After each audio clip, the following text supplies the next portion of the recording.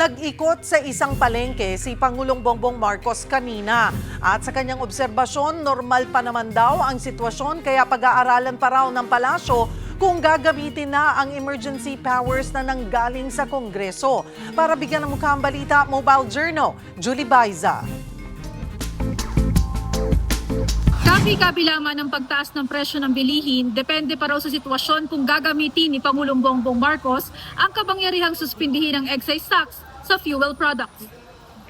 Oh, that depends. Marami, that's a very complicated calculation. We will see. Depends on the trends. We have to watch the trends of oil prices. We just have to look. It's very hard to say because it's all speculation.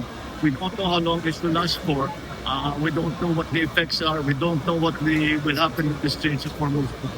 Ito ang pahayag ni Pangulong Bongbong Marcos matapos ipasa ng Senado at Kongreso ang bersyon nito ng panukalang pagsuspindi sa excise tax sa produktong petrolyo sa gitna pa rin ng krisis sa Middle East. Mismong si PBBM ang humiling sa Kongreso ng mabilis na pagpapasa matapos sertipikahang urgent ang panukala.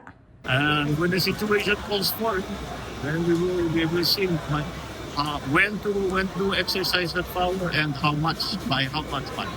Sinabi ito ng Pangulo matapos mag-ikot sa Agora Market sa San Juan.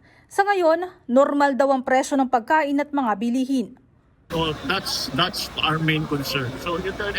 So far we've been able to keep everything at normal levels. Everything is normal. No need to worry. Our vendors are cooperating.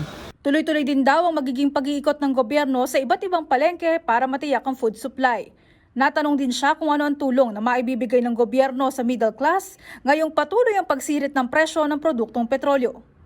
That's right. That's why we have the authority for the excise tax to move the excise tax. That's why we have asked for several. But we are worried. What we are worrying about right now is the supply. And the reason we're doing that is that everybody has nagko-conservative sila. Mga kapatid, Mobile Journal Julie Baiza po, hatid ang mukha ng balita.